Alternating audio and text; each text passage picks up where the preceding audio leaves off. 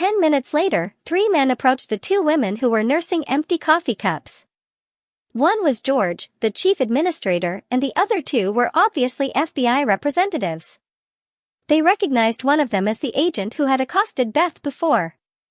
The other, with a no-nonsense look about him, was obviously the first agent's superior. This man was older, with a hint of gray hair showing at his temples. When the girls looked up, they saw a smirk on the younger agent's face as he saw their shocked expressions. The older man had an impassive look that told them he wouldn't be any kind of pushover. Just as they neared, Beth stood and waited. The younger agent took several rapid steps, leaving the others behind. He grabbed her arm and forced it behind her back, reaching for his cuffs. "I told you I'd be back," he sneered, openly. "Now behave, or I'll really have to get rough." He jerked on her arm as emphasis. "Enough," the senior man roared.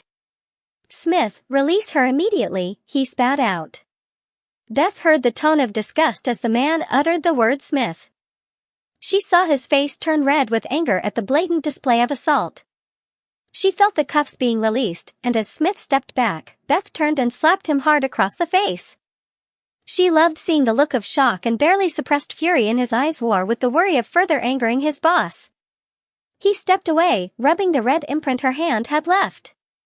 "Smith, you will apologize to Miss Winslow immediately for your appalling behavior, both now and before. I didn't want to believe it when I heard how you'd behaved, but seeing you in action, I'm going to recommend you be suspended from further fieldwork until I decide you deserve it." Agent Smith went pale and started to tremble in the face of his boss's fury. He muttered a weak apology to Beth that she knew he didn't mean. Beth hoped his punishment would be a long one. "Miss Winslow, this is Agent Thompson. He would like to ask you a few details leading up to the event last week," the administrator intervened. "Hello, Miss Winslow, may I call you Beth?" "My name is Ron. I'd like to apologize on behalf of the FBI for your treatment." "You may call me Beth, and thank you," she replied shortly. "I'd like to explain our interest in this matter. We can do it here if you like." "I'd prefer it be just us, though," he said, looking at Jenna. "I'm staying here, unless Beth objects." "I have the same clearance as Beth, and I want to make sure she is treated properly," Jenna demanded, standing her ground. Beth nodded her agreement, and Ron sighed but agreed. Agent Smith was assigned the Herculean task of guarding the entry door, on the outside. George even went and got everyone fresh coffee while Ron was getting out a notebook. He browsed over some notes as the cups were brought back to the table. "Right, let's start, shall we? What concerns us is the possibility of sabotage. While polymer research isn't top secret, there are certain aspects of its use that we don't want to be made public. When questioning some of the staff that afternoon, they reported seeing you enter the vat room just minutes before the warning sounded. None remember you coming out, and none remember seeing Colin enter the area. There were also some alarming aspects of your rescue that bear looking into. One theory was that Beth died, and her body was removed from the ambulance with a lookalike substituted the following morning. In other words, are you a spy?" Beth looked at the administrator in askance, quirking her eyebrow at him, showing how absurd she thought the accusation was. Her mind scrambled to come up with a plausible story in the few seconds it took for George to return her look with a shrug and a raised eyebrow in silent agreement of her view. Beth turned to Ron and screwed her face up in concentration, as if trying to recapture the images of that day in her mind. She saw no sign that he thought she was using any delaying tactics, as she started to explain her entirely false story. "It's true I was in the vat room minutes before they ruptured. I was checking the injectors of the additives when I noticed the temperature had started to climb. I tried to adjust the automatic thermostat manually, thinking it might be stuck. I couldn't see any difference, so I climbed down the access hatch to the induction heating coils that sit below the vat.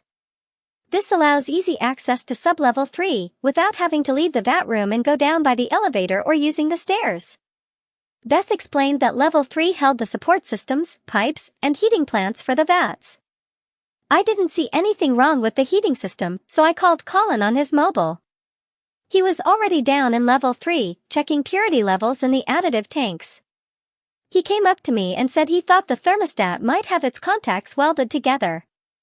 He sent me along to the switchgear near the rear stairs to check out the voltage and amperage on the VAT's heating circuits to see if there was any anomaly. I had just reached them when the alert went off. I heard Colin curse and I called out that I was coming to help, but I heard him scream out to me to get out. That was the last I heard of him. I ran up the stairs, reaching the top when the roof fell on me. I woke up later in semi-darkness some time after. Go on, Beth. What happened next? Ron asked gently. I don't know how long after, but I heard some sounds of digging. I crawled nearer, over the debris, where I was stupid enough to be hit by some of the roof when they broke through. I blacked out at that point. Beth snorted in disgust. I heard 2 different versions of your body being recovered. One of the rescue team swore that a slab of concrete had flattened your head.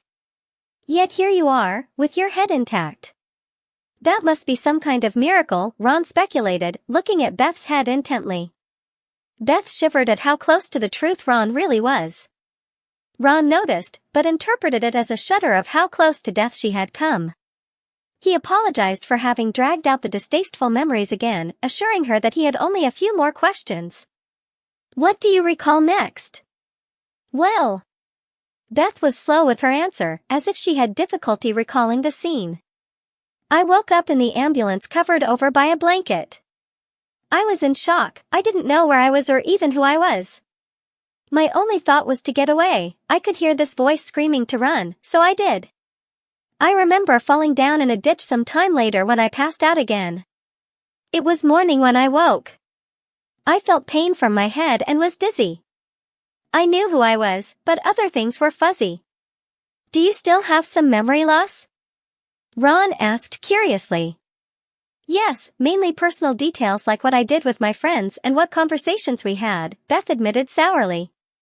Fortunately, my experience and scientific knowledge of my field of work remained unaffected. This admission pleased the administrator. He smiled at Beth before going to get some fresh coffee. Beth waited while Ron reviewed his notes. Jenna, who had waited patiently, smiled encouragingly at Beth. Even knowing the truth, she was impressed by the way Beth explained everything. Beth, would you object to having your fingerprints taken? Ron asked. None at all, my prints are on file.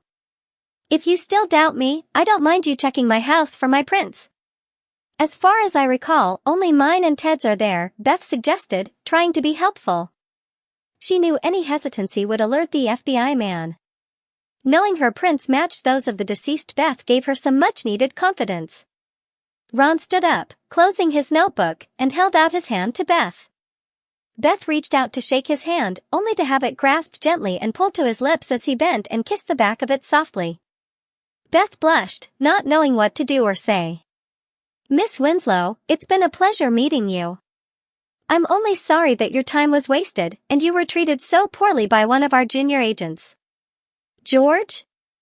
I'm sorry for doubting you and one of your promising and up-and-coming researchers. I'll take my leave now. Ron spoke respectfully to the administrator. He started to walk out. What about my fingerprints? Beth called to his retreating back. Unnecessary, was Ron's only comment, waving an arm at them as he exited the room, gathering up the other agent. Beth sat down again, having stood as Ron had departed. George thrust another cup of coffee at each of them and told them to take 5. He said he would love to stay and chat, but duty called. They both thanked him for the coffee, which he waved off, saying it was a pleasure serving 2 such lovely ladies. Beth blushed again, wondering why she felt so happy to be attracting so many compliments. That went well, Jenna spoke, breaking into Beth's reverie. Did you hear what George said? Beth asked, still a little dazed by it all. He called me promising, and an up-and-comer. Jenna laughed, pleased that Beth was dealing with it well. Hey girl, don't rest on your laurels yet. You've got to show them you're as good as Colin. Beth laughed, which sounded very healthy to Jenna. It showed she could handle having Colin's name mentioned without being overwhelmed by a sense of loss of her old masculinity. Jenna was of the opinion that the sooner Beth accepted her new femininity, the better. She could begin to learn her new role without falling back into morose longings for what she had lost.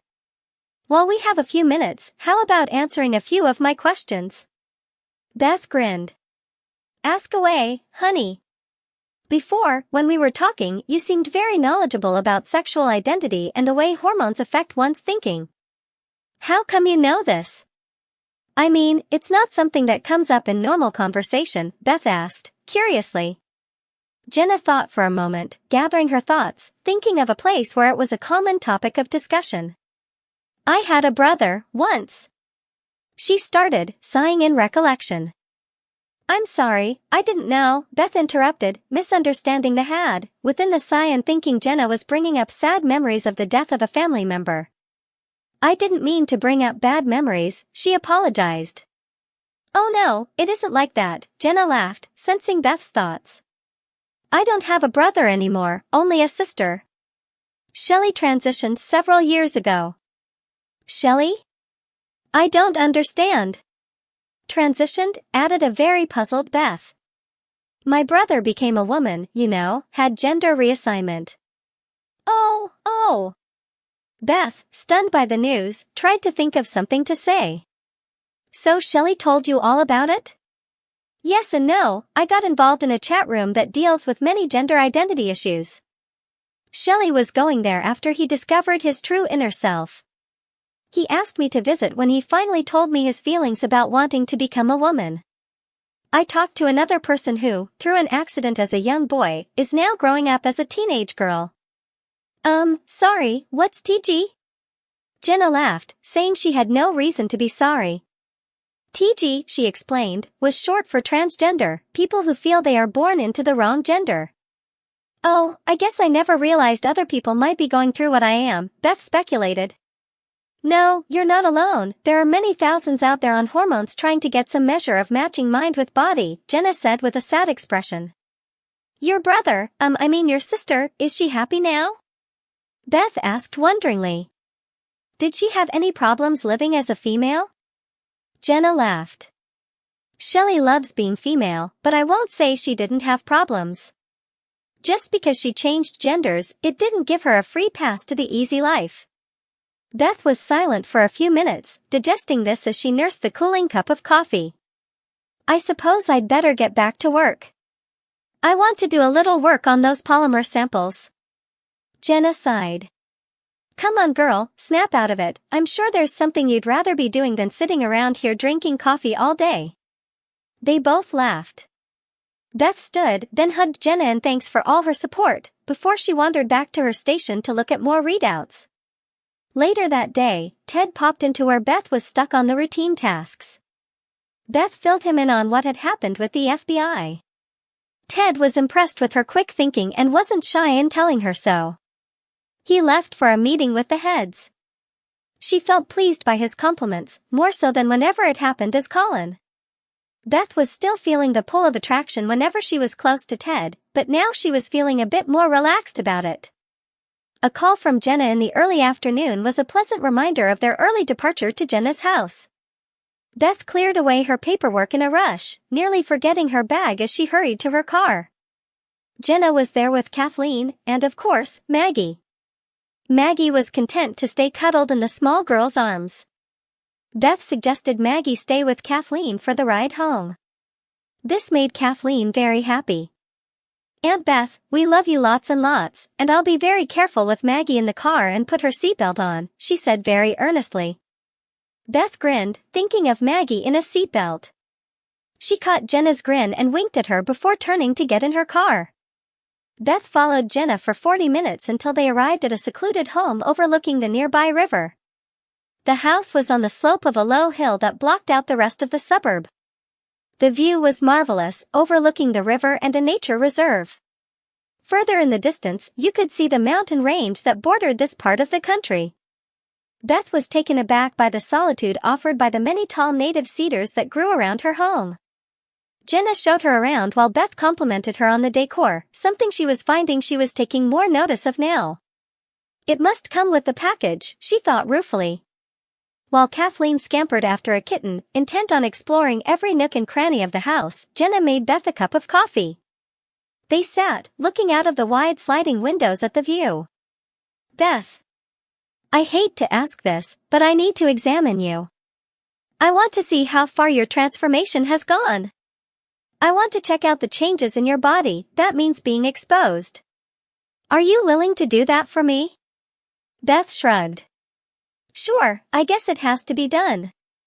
I'm sort of curious myself. Well, let's do it in the bedroom. Kathleen is happy playing with Maggie, so we shouldn't be disturbed, Jenna said, standing up. She led Beth into the main bedroom, where she told Beth to undress. Beth felt a little embarrassed about getting undressed with a woman standing watching, but realized there was nothing to get embarrassed about. Jenna's calm, non-judgmental attitude also helped Beth relax. She stripped off, being careful not to leave things on the floor. Jenna handed her a silk robe and asked her to wear it while she got a couple of things. Beth loved the feel of the diaphanous garment as it slid across her body in a quiet swish of sound. It felt heavenly against her skin, and she felt herself relax as she closed the robe tight against her. Beth's comfort with the silk was interrupted by Jenna's return, but Beth couldn't disguise the sense of pleasure that showed on her face. Jenna grinned. It feels nice, huh? It's satin. No need to feel embarrassed by enjoying the feeling of it against your skin, she confided. I have one at home, but it didn't feel quite as good as this, unless my skin has increased in its sensitivity, stated Beth, as she ran her hands up and down the material. That's a distinct possibility. We can check that out. Please lie on the bed, without the robe, she added with a grin. Beth lay on the bed with her knees up, as per Jenna's instructions.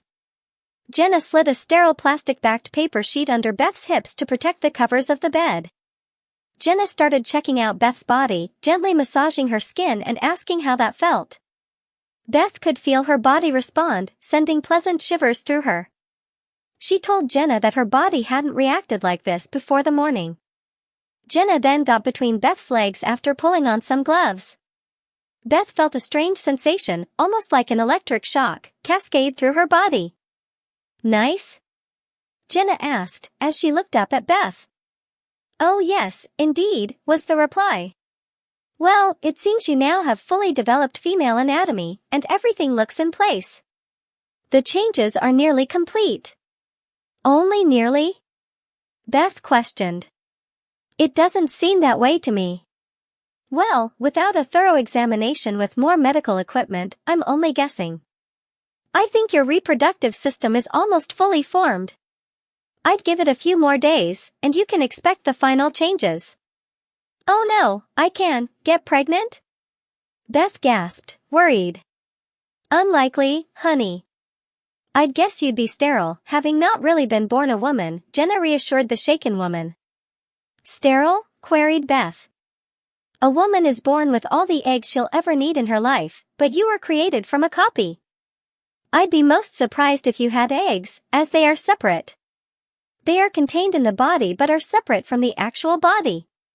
You're almost a perfect copy, I say almost, because to be perfect, you'd have her memories, eggs, and habits. I'll still have periods though, questioned a thoughtful Beth. Yes, that is usually connected with the eggs, but it's more a shedding of the lining of the womb. A woman with her tubes tied will still menstruate, despite there being no eggs moving through to her womb.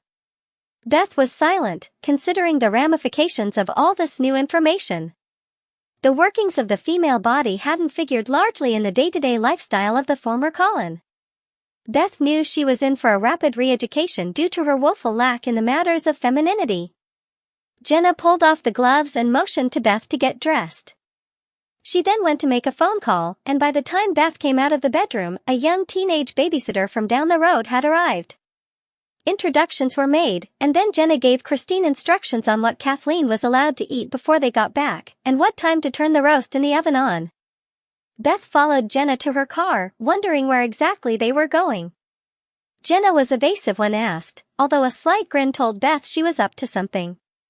They traveled to a shopping complex some distance away, and Jenna drove into the large parking lot looking for that ever-elusive parking spot. Finding one eventually, they walked into a huge covered mall, which seemed to have one of everything under its roof.